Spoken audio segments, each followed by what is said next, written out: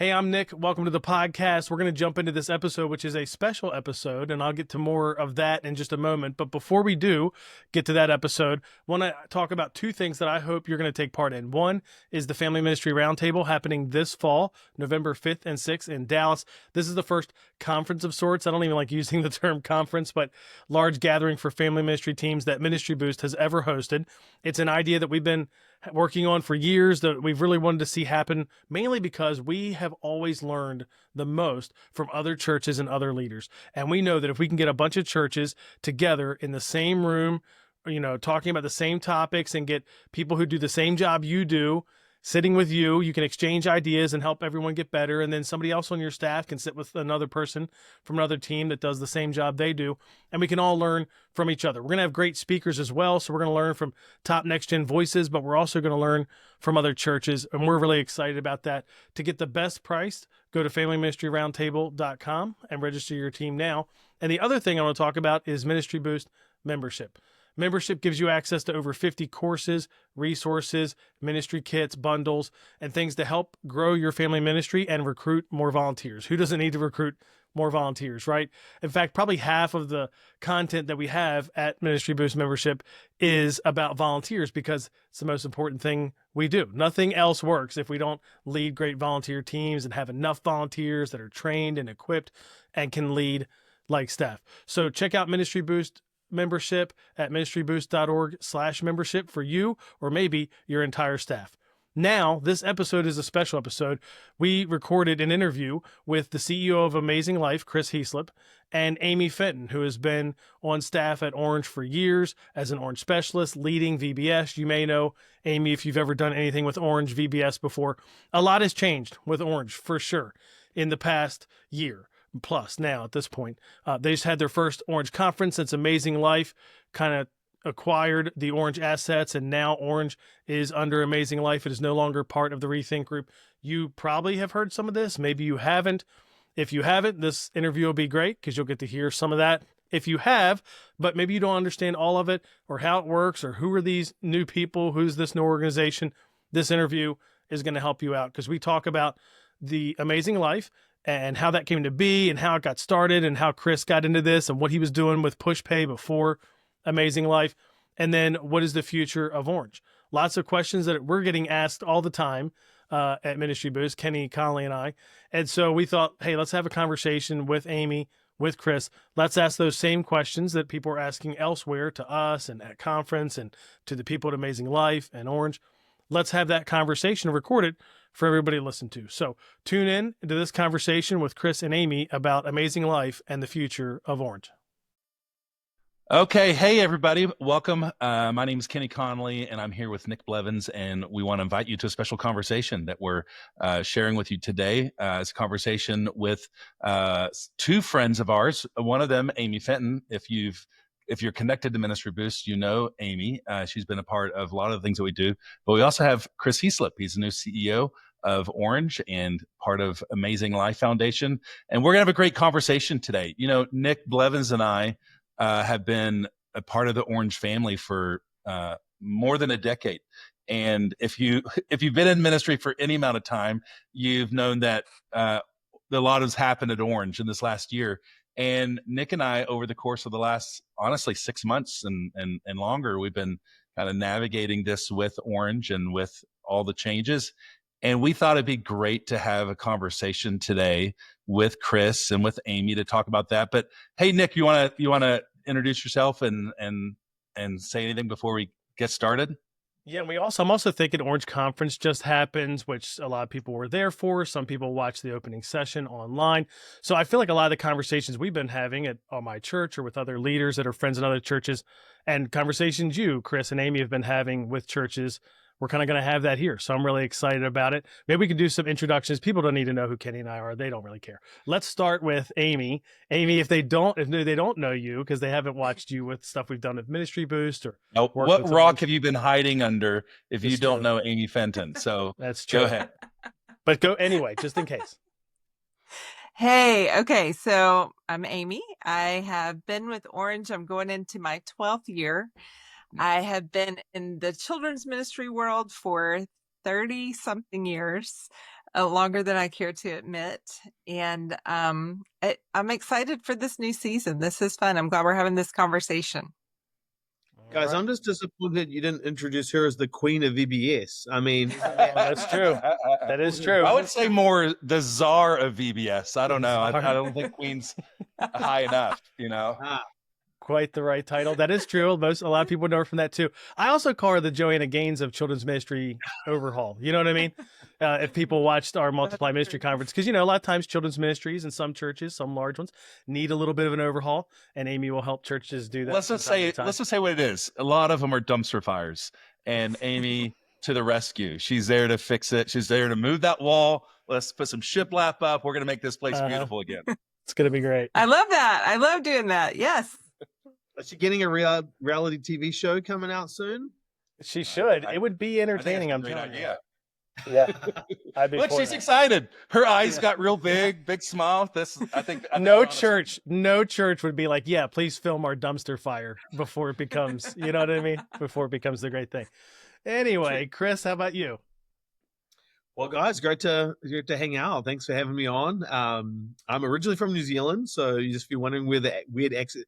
I have a friend, and he keeps calling me South African. It's like, like a jab to try and get out of me. So, not Australian, not South African. I'm from New Zealand. Lord of the Rings and sheep and all that. That's us down under. Came to the States in 2014 and was the founder of a company called PushPay. And so I had the privilege of leading that team.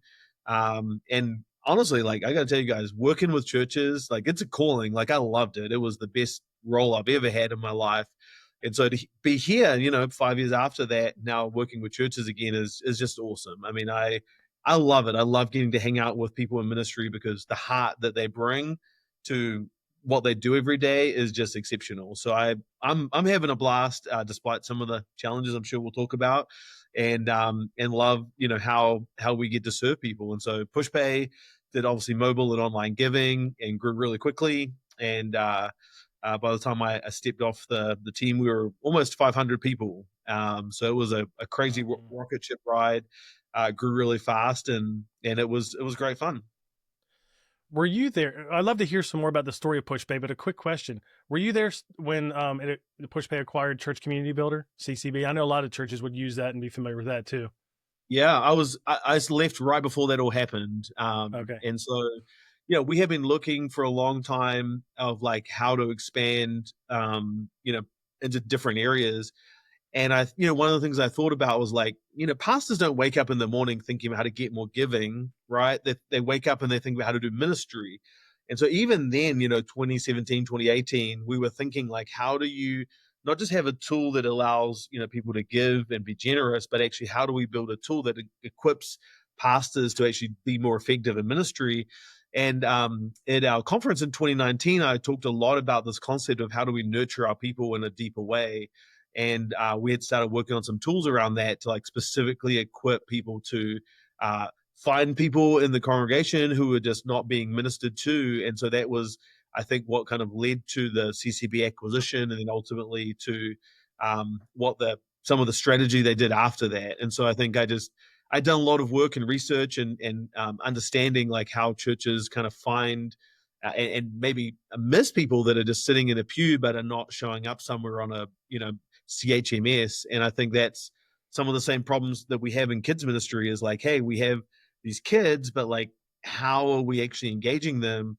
It's really interesting when I got a chance to meet Tyler and Connie, who were the founders of Amazing Kids and on staff at Gateway here in Texas. Their heart for ministry was how do we equip kids pastors with tools and software and media so that they can do the two things that only they can do, which is connecting with kids and training and leading volunteers. And, when you spend hours and hours and hours writing curriculum or you don't have the right tools, we're not using our time as effectively as we should. And so it was like, it just resonated with me based on this whole background that I had of like thinking about some of these concepts even 5 years before. Yeah. And we're going to get to Orange and how that all came together. But real quick, PushPay wasn't like your first thing. It was like, oh, let's do this. And then it is, reached all these churches and grew to 500 people.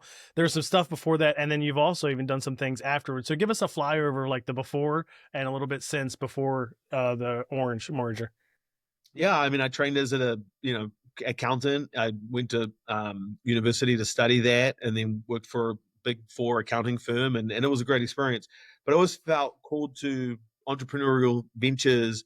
And I just continued to try different things, and all of those failed. So ultimately, I had ended up starting 14 companies by the age of 30. So I was 0 and 14. So if people think, that stops you getting a big head when you're like, I'm like 115, like it's not really that impressive.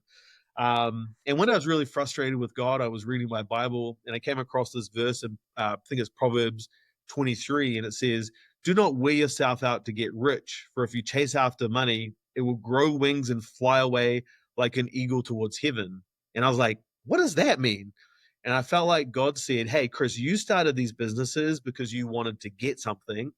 And in my economy, it's focused on giving. And so it's like literally you should focus on giving value and serving and helping people, and you will become successful as the byproduct of that. And so that whole revelation literally changed my whole approach and perspective towards business. And even what we do now is like we're focused on serving, not focused on getting.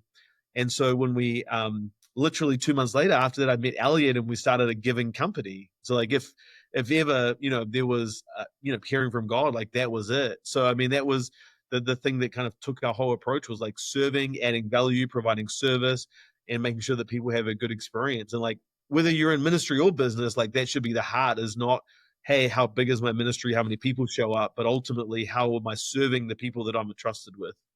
Mm. Now, I've never asked you this, so this will be the first time. I don't know if I've ever heard you talk about it, but after PushPay, you did jump into some other things, but where were you seeking to do? Like, what were you thinking? Okay.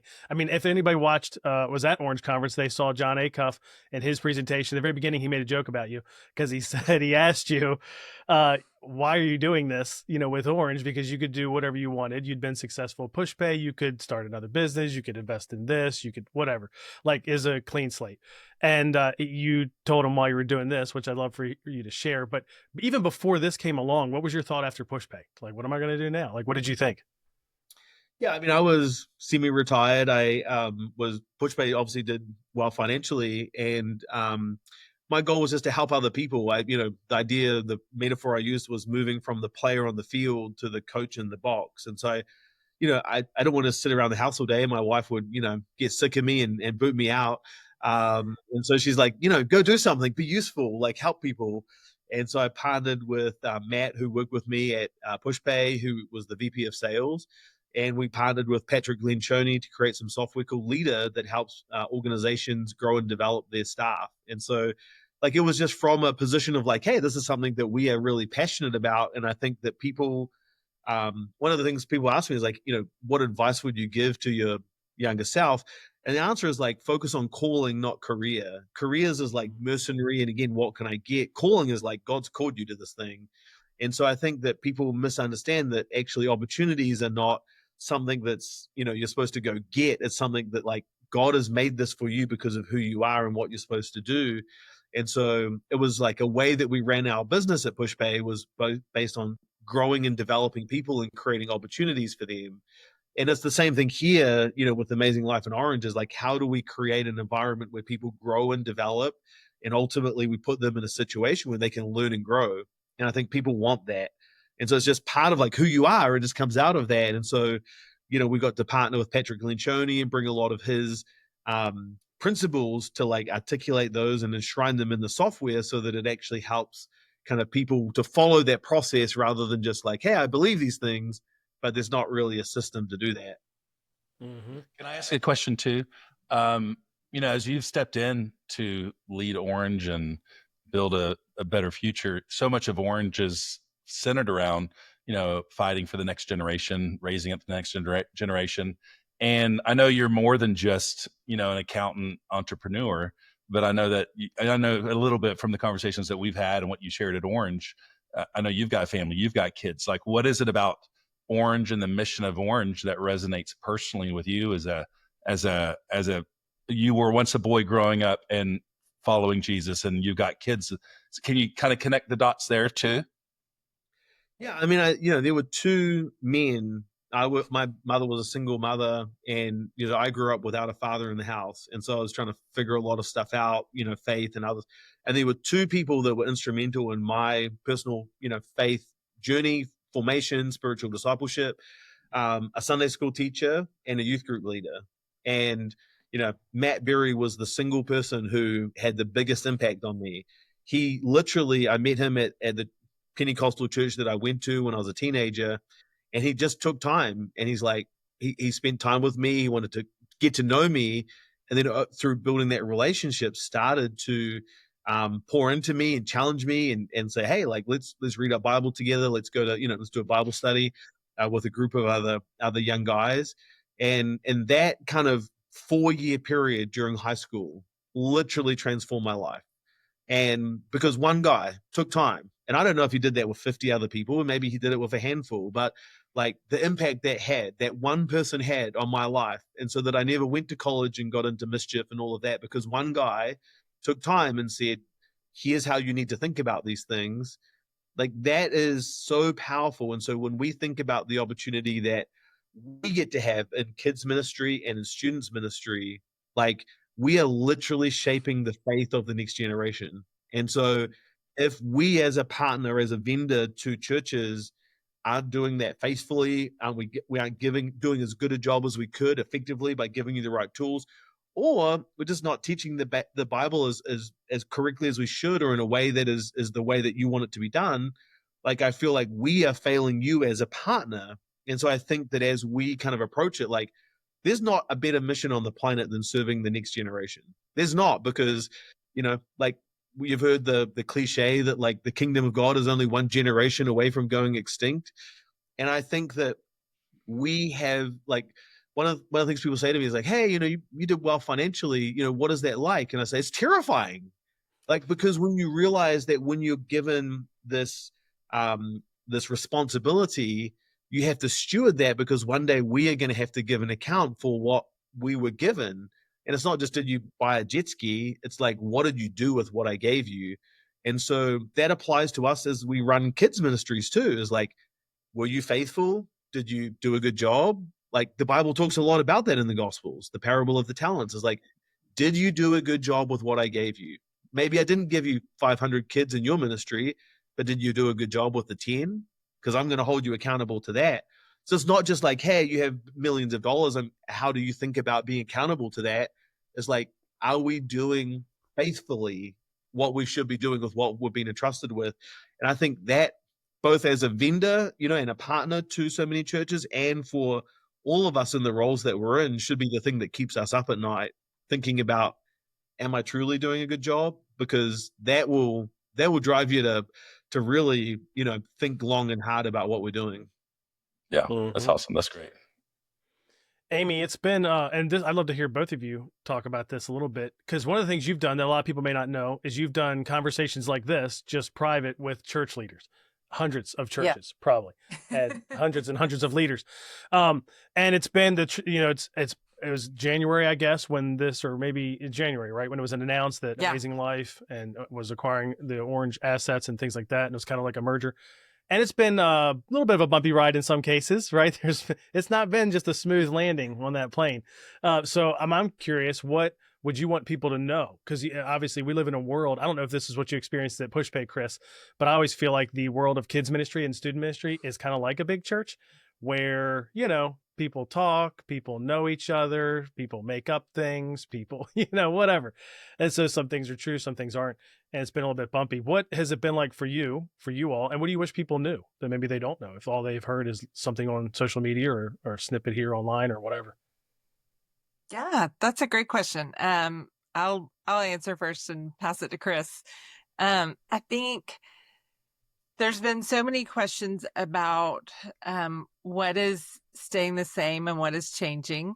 And I know we're going to talk about that a little bit, but one of the first things we did, my first visit to the Dallas offices, Chris said, can you sit down with us? We want to look through the 9 theological insights.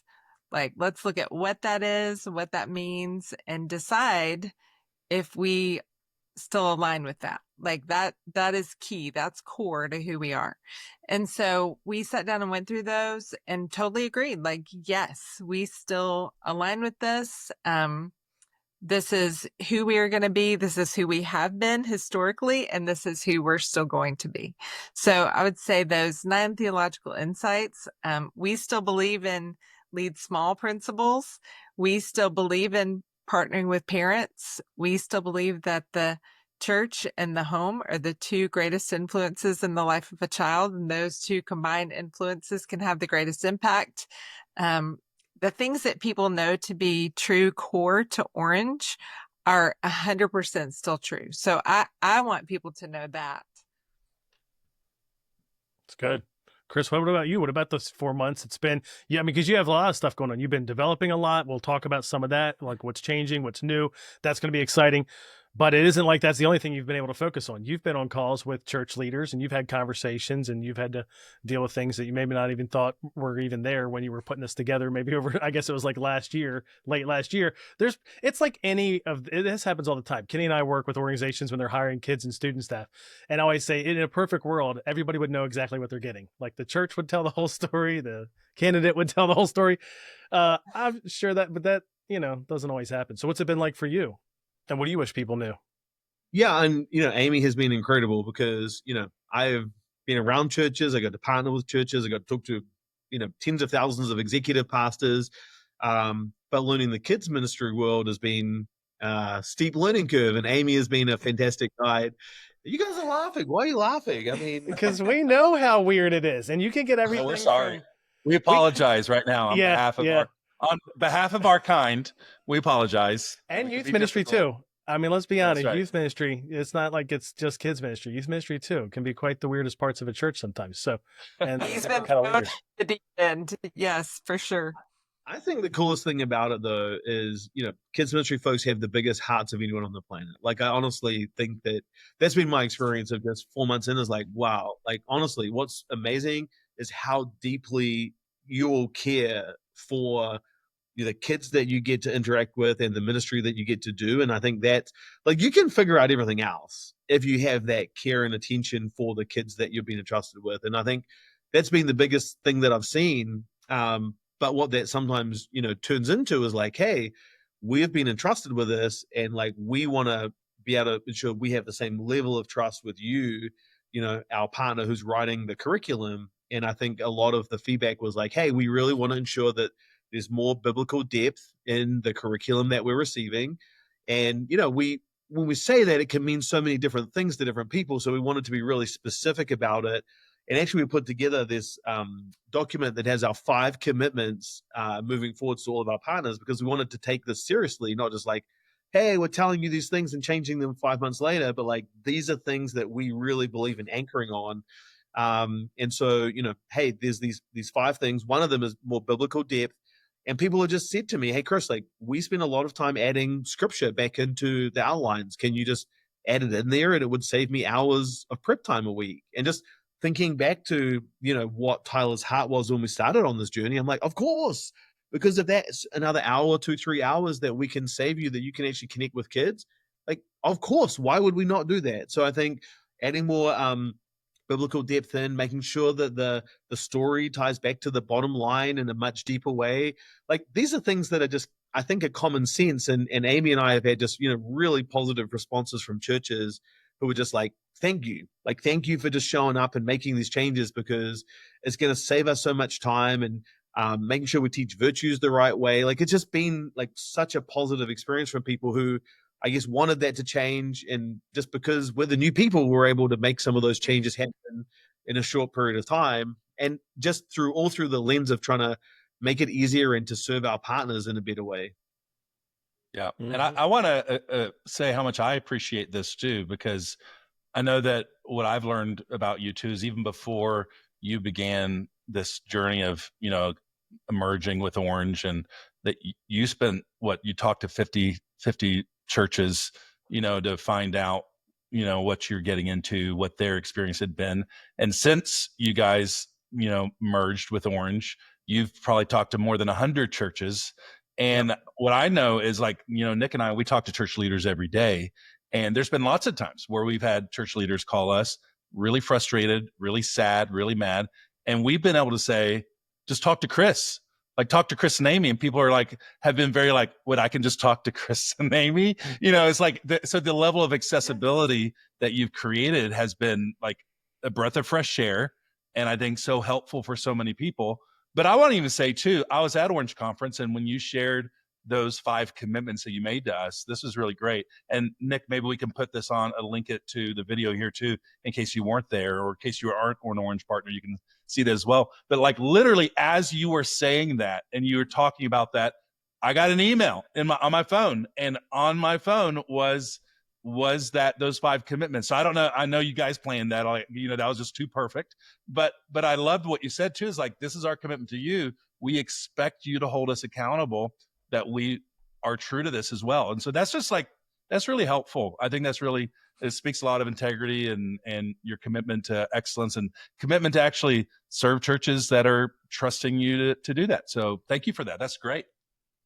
I just say, like, building trust requires communication, and there were some churches that weren't happy, like, and Malachi or I, like, we're happy to get on a call with all of them and just have a conversation and hear, and it doesn't mean we always agree. Like, I think even within the church, like, we don't agree on everything, but I think we can at least have a conversation, because we're all people, and being able to experience that. Amy's done literally hundreds of calls too, like, but just to be able to tell people, like, I like this or I don't like this, like, it's just mature to be able to have those conversations.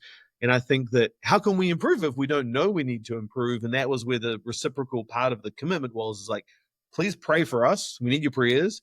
And if you have feedback, please share it with us, good, bad, or otherwise, because otherwise we don't know. And I think, that's maybe the good thing or the bad thing about not being from the Kidman world, is like, I need you to help me to be able to make sure that we're doing things the right way and improving, because we just want to continue to serve you and do it with excellence. Well, and that's been helpful, because I know just last week I sent a small book to you guys of, like, as a 20-year user of Orange, like, I had, and this is one of those things, like, hey, I want to share my voice too. And I remember messaging Amy and say, like, hey, who do I need to send this to? Tyler, you or whatever. She goes, oh, make sure you copy Chris on this too. He wants to read that. He wants to know. And I'm like, okay, I'm going to add Chris on here too. I mean, go ahead and grab a cup of coffee and sit down and read this book. It's going to take a while, but that commitment to wanting to receive feedback, that's amazing. That's so great. Kenny's not known for brevity, Chris, just so you know. No. So it's good. It's really helpful, but he's not exactly a bullet point communicator. Just be aware. Chris, you think I talk a lot. Kenny talks more than I love it. One thing that I tell people when I talk to them, it's interesting, because there are little things that people get frustrated about, and they'll post on Facebook, or they'll, take to Instagram or whatever, instead of just reaching out. Like, I can't find this in the curriculum anymore, and I am so mad at everybody. And so I've reached out to all of those people one-on-one, or our Orange specialists, other people have. If it's somebody they have a relationship with, and we've just said, hey, we're in a season of listening and learning. Like, posting that you're mad that you can't find something on Facebook doesn't help us nearly like it helps us when you just pick up the phone and call me or email me, and I'll call you back and say, tell me why you loved that. How did you use it in your curriculum? I'll pass that feedback along. Maybe that's something we took away by mistake. But even if not, we'll help you figure out how to navigate the changes. So that's been the thing that I've loved, is we know we don't have it perfect. And we're listening and learning, and we're truly listening and learning. I know people say that and they don't mean it, but we're saying that and we truly mean it. Yeah. Well, I want to get to that. I have to go back though, because Chris, I think we all might have missed one of the things I took away from what Kenny said, which is that he was on his phone while you were talking at your session at Orange Conference. I just don't want to pass.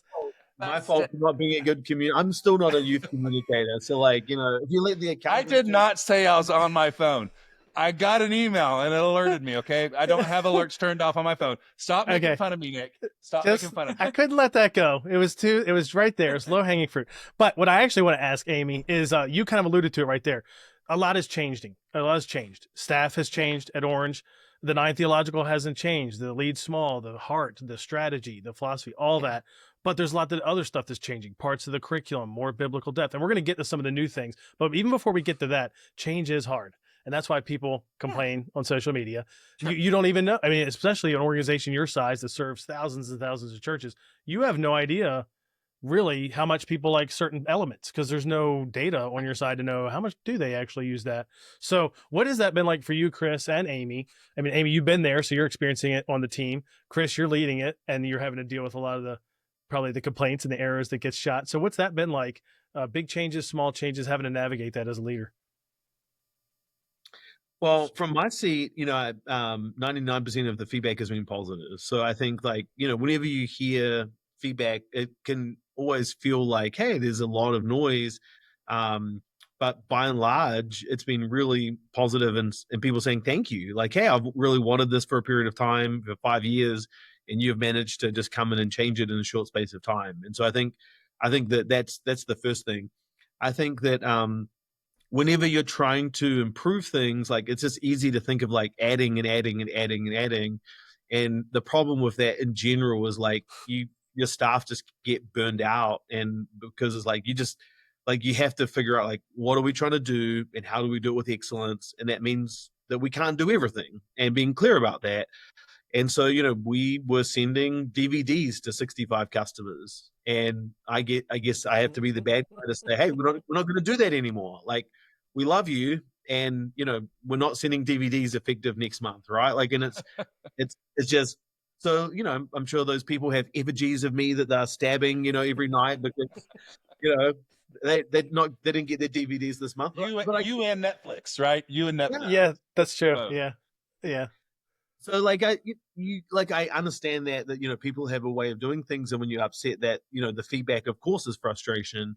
And so I think those things are kind of the obvious ones that everyone's just like, I can't believe you did that, and it just takes someone to come along and ask some questions and revisit why that's the case.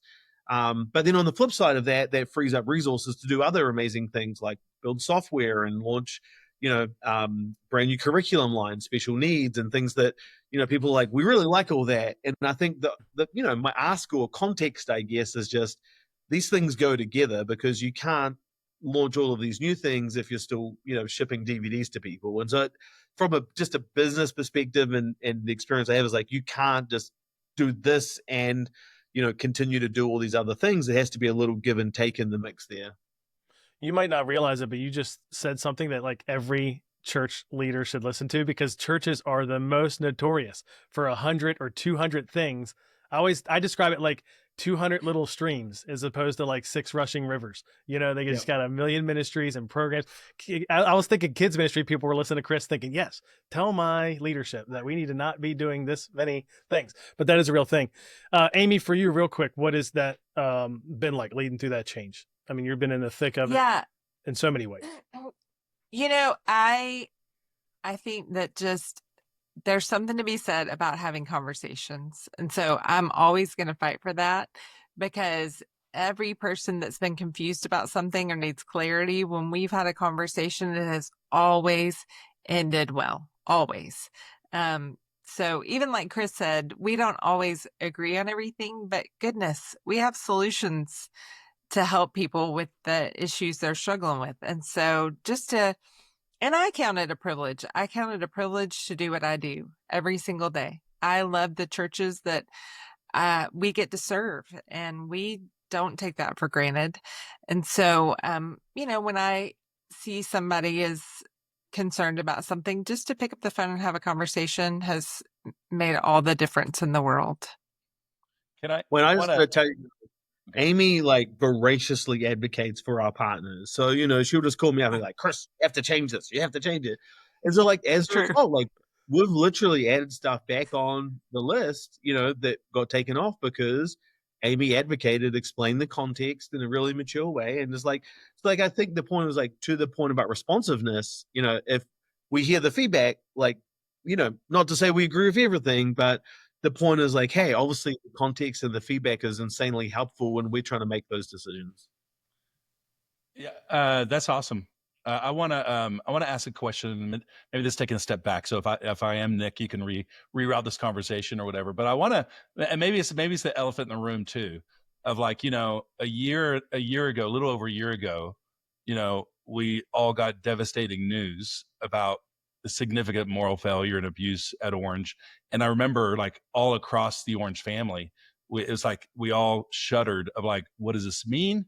Like, what is this? And for the last year, and Amy's a close friend of Nick and I's, and so we were on the phone with you weekly, if not more often than that, navigating you from a staff perspective, and then even with a merger with Amazing Life. I remember we were with you in Orlando at CPC when you were finding out, and Nick and I were like, "Don't go talk to Amy right now. She looks like she's upset," whatever. I mean, it's just like it's one of those things. Like this whole thing has been such a roller coaster. With all these questions, like great questions about curriculum, why are you taking this way, and all this sort of stuff. But it's also like it's layered on top of a year of uncertainty, of disappointments and frustrations and pain. Just going through and looking at a social media feed over the last year, and that'll put anyone on medication. And Amy, I want to, maybe this is a good question for you, because I think some people, can sometimes just get mad because it's not like this, or it's not like it was. Why can't we just be like it was anymore? But that's kind of not even that's not like a question based in reality anymore, right? I mean, like where we are today, where, Orange is with Amazing Life is actually probably in some ways it's an answer to prayer of like, would Orange be here today? If there wasn't a partnership with Amazing Life. Like I remember when back in January when we were there, and I remember when, there were some layoffs and things. And I remember like sitting with Nick and asking like, what are we going to do? Like I've been using Orange for 15 years. I love the strategy. I love, like, is this going away? Like, is this going to happen? So Amy, you've been navigating, and I just think it's appropriate to like give space for the fact that all of this change has been hard, but it's also been like, shaping a new way through tragedy. And it's not just because it's not necessarily just because of a mistake that was made a year ago. Like there were some course corrections that needed to be made probably many years before that. So I don't know. This is probably a loaded question. I don't even know what I'm asking anymore. I've been talking too long. But Amy, I mean, you were there. You've navigated this whole thing. Yeah. What do you do with that? Kenny, that's a great question. I'll say this. In my life, where I am in my life, I have walked through a lot in my lifetime. Sometimes I think my life could be a Lifetime movie of the week. And the thing that I try to teach my kids, and that has been true, is through it all, the good and the bad, the hard and the heartbreaking and the sad and the highest highs, God has been so faithful to us through every season, and he has used it all the horrible and all the great. And so in this season of life, and I try to teach my kids to do this at a much younger age, just walk through going, God, like, what do you have for me now? Where am I supposed to go for today? I've had this conversation with Chris and going, I feel cold right now. I wake up every day and go, where am I supposed to be? What am I supposed to do? And I feel like I'm called here. The past year has been hard. I mean, it's been really hard, but I am at a place where I can share that. I've been really honest with Chris when the times have been hard. I have called him a lot and pushed back on a lot of things, and we've wrestled with a lot of things, but I appreciate that I just have somebody I can call and do that with. And I've been honest and open, and I think that they're seeking to understand, more about what the Orange staff has been through, and yet also get us really pumped up and excited about the future and where we're headed and what's coming. And so, it's just that thing of holding holding joy and sadness, and at the same time, they can both exist in my world while I'm seeking to move forward. Yeah. Chris, do you have anything to add there? Well, I think whenever we're in these situations, it's heartbreaking, right? And I think that we obviously, stand against all forms of abuse, and we don't, like, obviously it's horrible.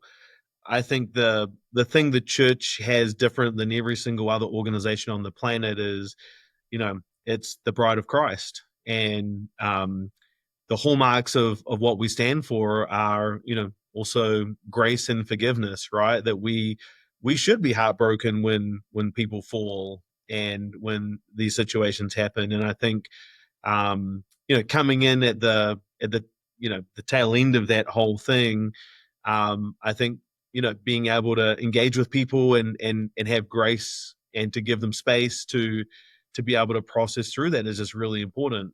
I think there's a lot of people in the church world, kids pastors who, a lot of churches go through some form of moral failure. And I think the thing that keeps people going, and a lot of what people said to me, I was like, why did you keep doing this? And the answer was because God called me here.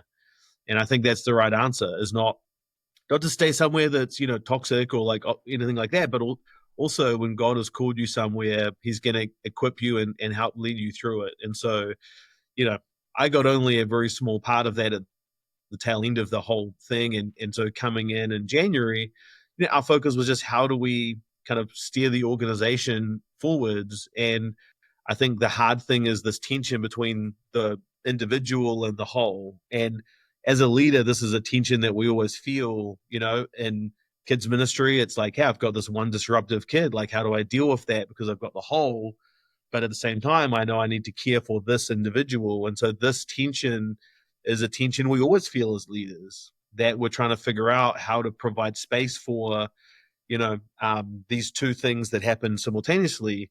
And I think that trying to find that is always, it's a tough balancing act. And I think that, as we look forwards, I think that the Orange strategy, and Amy's, given me a bunch of readings and, learned so much about it.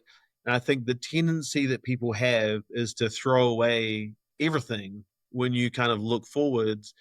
And I think that's unwise, and in a lot of cases not biblical, because, the strategy that Orange pioneered and for 29 years has helped churches adopt is relevant today as it ever has been.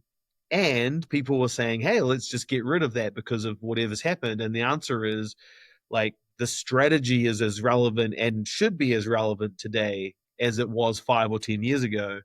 And I think as we think forwards, like, my question that I ask myself is that how do we build that out and keep the heart of what made Orange special the same, and the way that we do things and the methods that we do things with have to change and evolve, and they have to get significantly better, because I don't think that we as the whole church, we're not really winning at the moment. And I think that's the thing that keeps me up at night, is like, how are we going to help churches win, to engage their community, where kids want to come to church for the first time when they've never come to church? How are we going to get kids who have been a couple of times who say to their parents, like, it's Sunday morning, can I please go to church today? Like, we will know that we are succeeding as the church when that is what it looks like. When kids who are there are like, hey, the church is giving me answers and giving me meaning and helping me find God in a way that I'm not seeing over here. That's how we'll know that when we're winning. And so that's what I think is our team is focused on.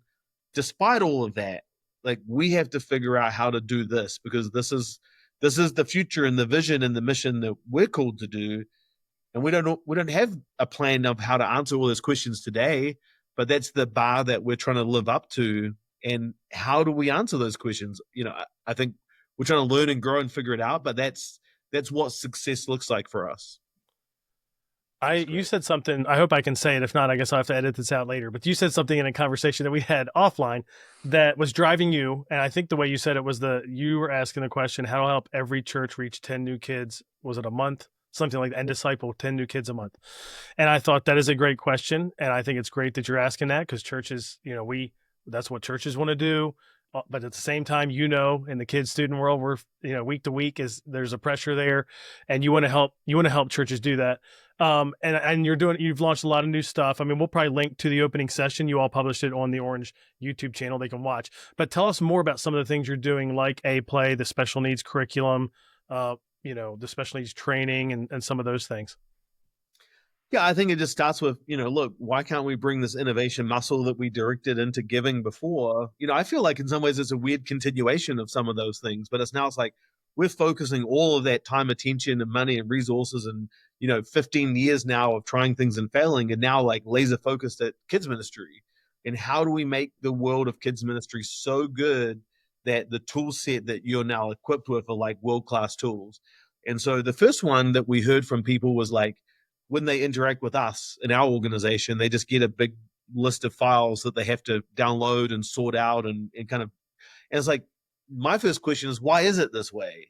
And, obviously it is the way it is because someone decided that. And so it's like, how can we serve through making that significantly better? And so building out A-Play, which is a way to have a pre-built playlist that you can display in your environments on an Apple TV or in about 6 weeks on a computer, to be able to display that in a way that like just saves so much time. And the tools are all included as completely free as part of the Orange curriculum, because again, that's the heart that we're trying to bring to the table. And so like, that's just an example in the first of like, hopefully many things in terms of innovation. Sounds scary because it sounds new, but it's really just a better way of doing things, right? Is really what that means. And then, kids, how do we find special needs curriculum? My middle son was diagnosed with autism. And so when we started doing this, I'm like, we're going to do this. I don't care if it makes money or not. We're just going to do it anyway. And if it helps 5 churches, that's great. Like, it was worth doing. So we partnered with Kim Botto to make a whole training masterclass for churches to be able to train their volunteers on how to build an environment that special needs kids want to come to and feel safe in. And that's just been a huge investment from us. And then the final one was around worship. One of the things that I learned when I got here is we just made original songs. And, I'm like, well, why is that the way it is? And so we're now tracking 100 in the next 12 months, 100 of the leading CCLI songs, worship songs that are specifically tracked for kids. That, again, this makes it so much easier because when you build out your service, you just click and drag the songs and it's all kind of taken care of. And so, again, it's just providing resources and tooling that we should be world-class.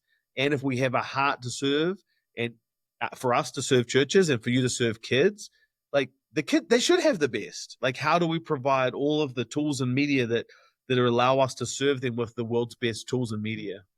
Yeah, I love that. And for those who may not know Kim Botto, we're big fans of Kim Botto. She is a children's pastor at Crossroads in Cincinnati for 2 decades, maybe. And she's awesome.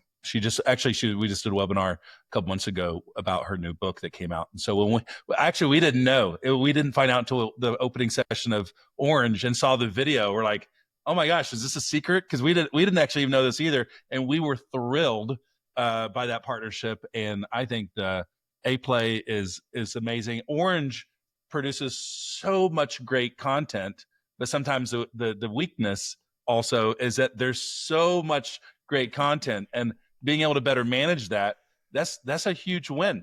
And the worship songs, amen, because it's not just you guys are producing lyric videos and motion videos and all the things that we love, because I don't sing, so I need it up on stage, and we need great lyrics. We need people that'll get up there and do the aerobics things that we do on stages in kids ministry. So the aerobics. That's amazing. And I know that you got lots of other things up your sleeves too, and we're very excited about that. So this is there's no reason why can't we lead in this area? Like, why can't KidMin have the best? Why can't I have the best things? Now I can, honestly. Like, I feel like, God called me to this, for specifically to help, bring some of this innovation. Because I said the next generation, like this mission of serving the next generation is the most important mission that we can have as the church. And so we're actually doing we're going to do a live virtual event on the 20th of September. And we have a whole new slate of stuff coming later this year as well. So like, this is conference was just the first step of where we're going. And so it's like we want our organization to be known for continuing to add stuff that is serving churches. And again, most of that is just going to be included completely free, because that's the heart that we want to bring to serving all of you guys who are doing such phenomenal work. It was fun because it was a very different orange.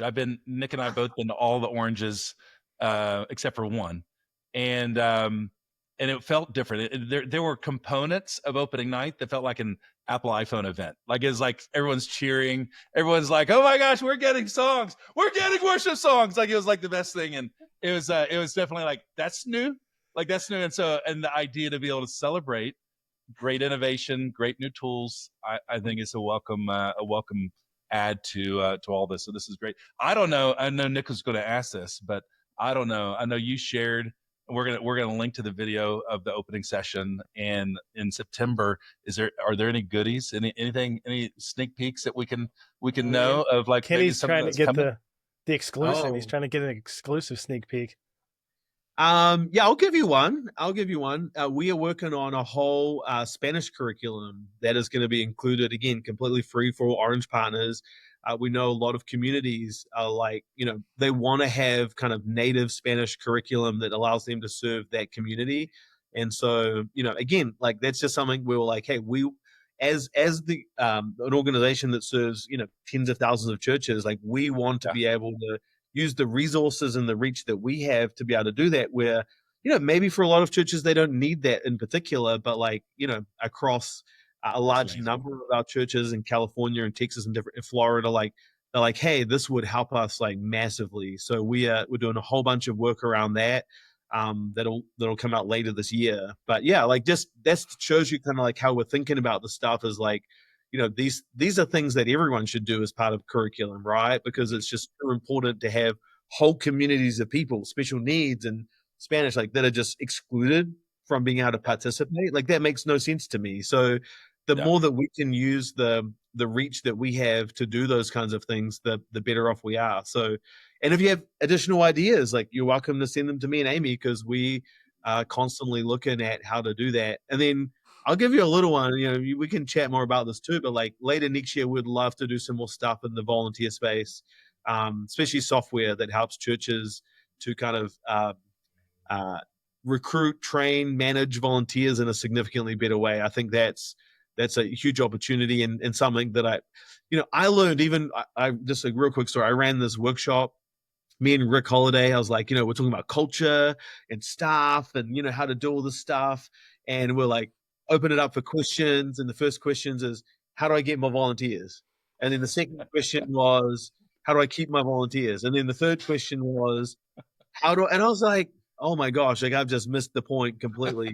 So, clearly the world needs what you guys are doing. And so, there's just, I think just there's a real need, and it goes back to what Tyler told me on day one, right? Like as a kids pastor, your job is two things: connect with kids and help train, reach, and recruit volunteers. And I'm like, of course it is, like, because that is the work of doing the ministry. So luckily I had Rick Holiday there to answer a lot of those questions, because so anyway, it's going to be real fun for us.